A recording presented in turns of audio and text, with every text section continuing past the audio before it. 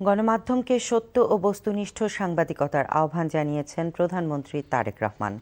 দুপুরে সচিবালয়ে টেলিভিশন চ্যানেলের সংবাদ বিভাগের ঊর্ধ্বতনদের সঙ্গে বৈঠকে তিনি বলেন, দলীয় অবস্থান বা সরকারের তোষামোদ নয়, সত্যকে সত্য হিসেবেই জনগণের সামনে তুলে ধরতে হবে। বৈঠকে টেলিভিশন শিল্পের সংকট, পেশাগত চ্যালেঞ্জ সহ নানা বিষয়ে আলোচনা হয়। খান আলামিনের রিপোর্টে দেখুন বিস্তারিত।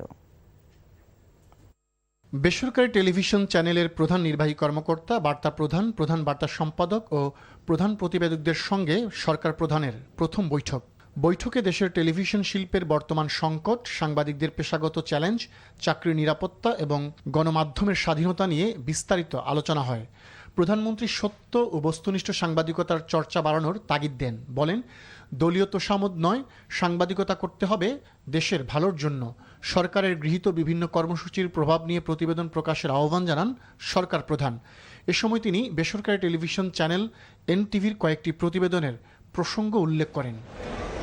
বৈঠক শেষে প্রধানমন্ত্রীর প্রেস সচিব জানান, অর্থনীতি ও সমাজনীতির পাশাপাশি মানবিক ও সামাজিক মূল্যবোধ জাগ্রত করতে গণমাধ্যমকে ভূমিকা রাখার আহ্বান জানিয়েছেন প্রধানমন্ত্রী।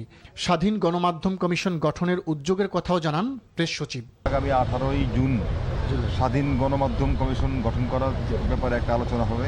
সেখানে যেই সমস্যাগুলো আছে সেগুলো নিয়ে যারা সংবাদপত্র শিল্পের সঙ্গে জড়িত আছেন, যারা এই ইন্ডাস্ট্রির সঙ্গে জড়িত আছেন, সবাই মিলে বসে একটা নীতি কাঠামো তৈরি করলে আমরা আশা করি যে আমাদের বিদ্যমান যে সমস্যাগুলো আছে এগুলো একটা সমাধানের দিকে যাবে।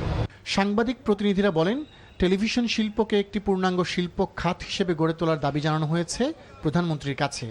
এছাড়া টেলিভিশনের জন্য ওয়েজবোর্ড বাস্তবায়ন, চাকরির নিরাপত্তা নিশ্চিতের কথা তুলে ধরা হয়েছে। সাংবাদিকতার নামে সরকারের তোষামোদ এগুলো মোটেও প্রয়োজন নেই। যেটা সত্য, সেই সত্যকে যেন আমরা সঠিকভাবে তুলে ধরি, সেটাই তার প্রত্যাশা। টেলিভিশন ইন্ডাস্ট্রিটাকে আসলে ইন্ডাস্ট্রি আকারে যেন দাঁড় করাতে পারে এই সরকারের আমলে, সেটি আমরা আসলে চাই এবং সেই হিসেবে আমরা ওনার সাথে কথা বলেছি এবং আমরা আমাদের যত সমস্যাগুলো আছে এবং অতীতে আমরা যেসব সমস্যা ফেস করেছি সেই সমস্যাগুলো তুলে ধরেছি। দলের জন্য কিংবা ওনার পক্ষে নিউজ করতে হবে সেটা উনি বলেননি, কিন্তু উনি একটা জিনিস শেষে বলেছেন যে আসুন আমরা সবাই দেশটার জন্য ভালো কিছু একটা করি।